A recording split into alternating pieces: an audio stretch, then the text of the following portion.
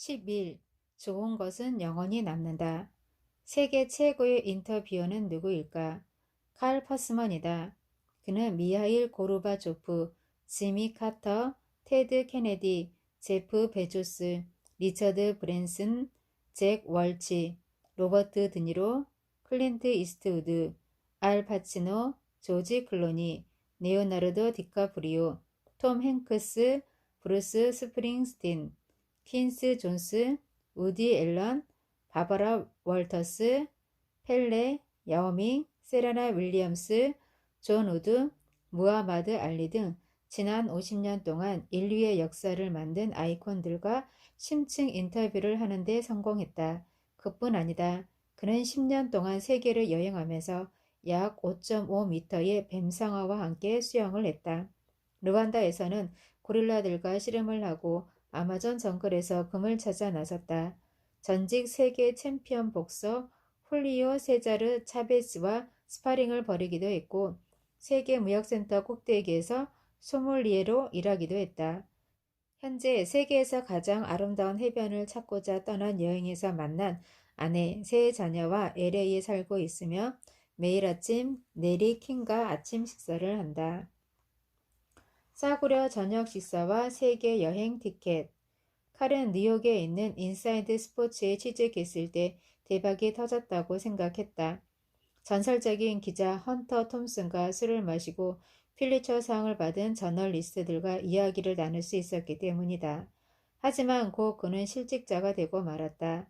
인사이드 스포츠가 예술적으로는 흥했지만 상업적인 면에서는 그렇지 못했기 때문이다. 빈털터리가 된 그는 앞이 보이지 않자 여행이나 잠시 다녀올 생각이었다. 얼마 안 되는 돈을 탁탁 털어 어머니의 환송을 받으며 비행기에 오른 그는 그로부터 10년 동안 돌아오지 않았다. 그 유명한 카레 세계 여행은 그렇게 시작됐다. 굴라시의 마법. 그는 이렇게 말했다. 여행자는 안다. 버스나 기차의 통로 쪽은 항상 위험이 자리하는 곳임을. 하지만 나는 통로를 걸어가면서 흥미로워 보이는 사람 옆에 빈자리를 찾았다. 왠지 믿음이 가는 사람, 또 나를 믿어줄 것 같은 사람이어야 했다. 매우 큰 위험이 따르는 일이었다. 목적지에 도달하기 전에 그 사람이 나를 집에 초대하도록 만들어야 했기 때문이다. 가장 싼 여행식에서 묵을 만한 돈조차 없었으니까. 기차 안에서 공짜 숙소를 얻기 위해 칼이 가장 많이 사용한 질문은 이것이다. 최고의 굴라시 요리를 만드는 방법을 알고 계시죠? 그는 일부러 할머니들 옆자리에 앉았다. 그가 질문을 하면 상대는 점점 마음을 쏟아내기 시작했다. 손짓 발짓으로 열심히 요리법을 설명하기 시작하면 곧이어 다른 자리에 앉아있는 사람들이 번역을 도와주러 왔다.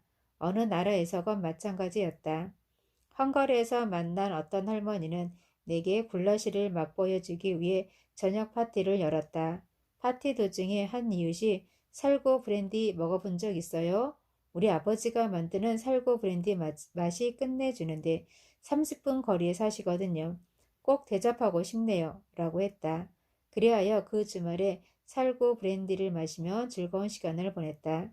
새로운 파티가 시작이 되면 또 다른 이웃이 와서 키시쿤 헐러시에 가본 적 있어요? 파프리카로 유명한 곳인데 헝가리까지 와서 키시쿤 헐러시를 안 가보면 안 되죠. 라고 한다. 그렇게 키시쿤 헐러시에 갔다. 굴라시에 대한 질문 하나로 6주간 숙소와 식사가 해결되었다. 이런 식으로 세계를 여행했다. 10년 동안. 한마디로 칼은 사람의 마음을 파고드는 데 천재였다. 세상에는 머리로는 도저히 이해할 수 없는 일들이 많다. 어떻게 기차에서 만난 전혀 모르는 사람을 자기 집으로 데려가 6주간 먹여주고 재워주는 일이 가능하다는 말인가? 칼은 답했다. 비결은 가슴을 공략하는 데 있다. 일단 상대의 가슴에 들어가야 머리로 올라갈 수 있다. 가슴과 머리를 이으면 영혼으로 가는 길이 생겨난다. 더 낮게 그리고 다르게. 전성기 시절 칼은 소련의 대통령을 지낸 미하일 고르바초프와 30분을 넘게 인터뷰했다. 원래 예정 시간은 2분 30초였다. 어떻게 이런 일이 가능했을까? 그는 간단히 답했다.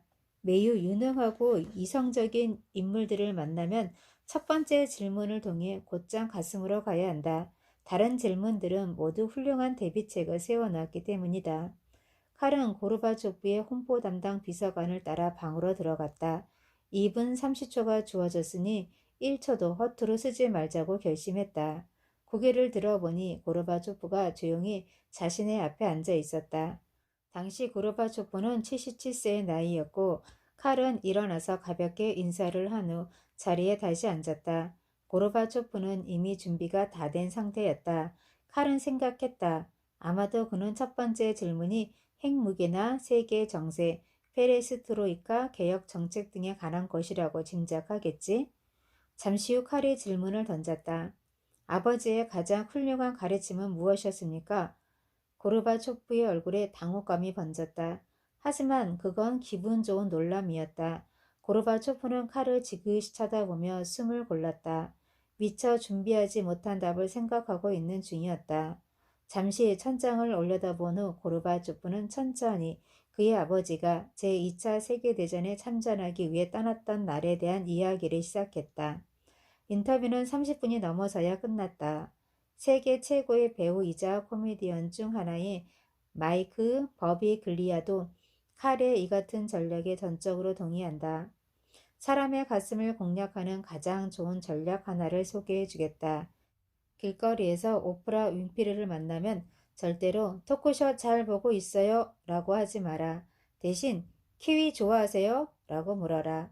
상대가 예상치 못한 주제를 꺼내는 것이 핵심이다. 그러면 당신은 오프라 윈프리와 키위에 대한 대화를 나누는 평생 기억에 남을 멋진 경험을 할 수도 있다. 경청의 진정한 의미. 칼이 수많은 사람들의 가슴에 남았던 것은 능수능란한 언변 때문이 아니었다. 오히려 그 반대였다. 나를 포함해 사람들은 누군가와 대화를 나눌 때 늘 당황스러운 일에 처하게 된다. 갑자기 말문이 막히거나 너무 긴장해서 얼어붙거나 생각지도 못한 감정을 밖으로 표출하거나 그럴 때는 그냥 있어주면 충분하다. 그저 조용히 있는 게 아니라 옆에 있어준다는 뜻이다.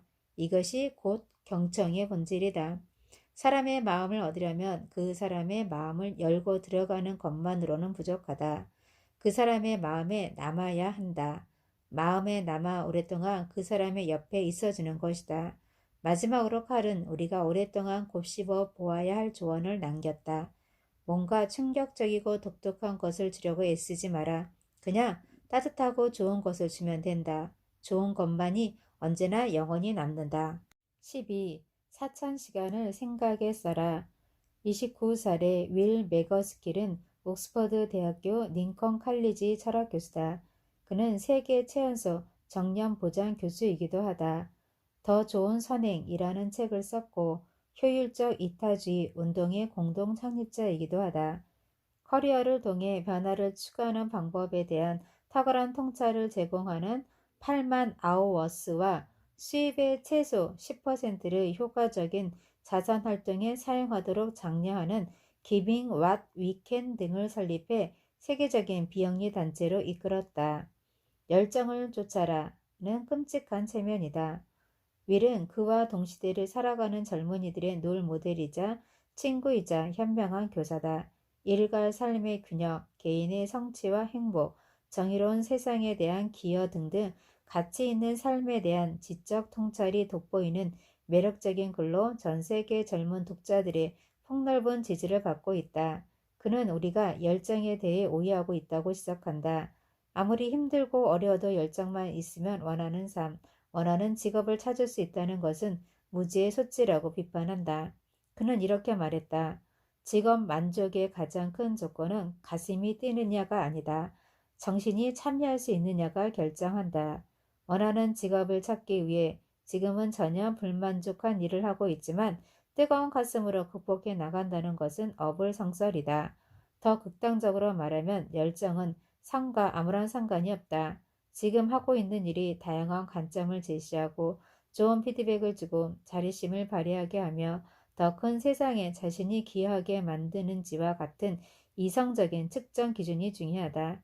지금 당장 실제로 의미가 있는가? 세상을 더 나은 것으로 만드는가? 내가 개발해온 기술을 적극 활용할 수 있는가? 열정은 아무것도 아니다. 인생을 어떻게 살지에 시간을 써라. 나는 그에게 철학자로서 의미 있고 가치 있는 세상을 만들어가는 선도자로서 이제 막 20살이 된 젊은이들을 위한 조언을 부탁했다. 그는 주옥 같은 답을 주었고 인터뷰는 거기서 끝내도 모자람이나 아쉬움이 없었다. 그는 천천히 미소를 지으며 이렇게 말했다. 우리가 평생 일하는 시간이 얼마인지 아는가? 8만 시간쯤 된다. 그 시간을 최대한 잘 사용하는 것이 중요하다. 하지만 나도 그랬지만 20살 때는 시간을 흘려보내며 이런저런 생각들 사이만 오가고 있을 것이다. 인생에 대한 큰 생각들보다는 어떻게 하면 학교 과제에서 높은 점수를 받을 수 있을까 같은 것들에 더 골몰해 있을 것이다. 내 삶의 궁극적인 목적은 무엇이고 그 목표를 향해 나갈 수 있는 최적의 방법은 무엇일까를 생각하는 사람은 드물 것이다. 그런데 한번 생각해 보라. 우리가 저녁을 먹으러 나가면 통상 2시간이 걸린다. 그중 어느 식당을 갈지 결정하는데 5분쯤 걸린다. 어떤가? 나머지 95%의 시간을 어떻게 쓸지 생각하는데 5%의 시간을 할애하는 것은 합리적으로 보이지 않는가? 이를 평생 일하는 8만 시간에 적용해 본다면 어떨까?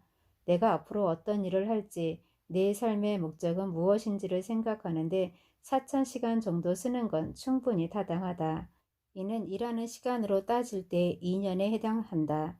4,000시간 또는 2년의 시간을 앞으로 어떻게 살아갈지 생각하는 데 쓰는 사람은 분명 뭔가 의미 있는 삶을 만들어낼 것이다. 궁지에 몰려 시간에 쫓겨 열정 따위를 마법처럼 외치며 괴롭게 살아가는 일은 최소한 없을 것이다.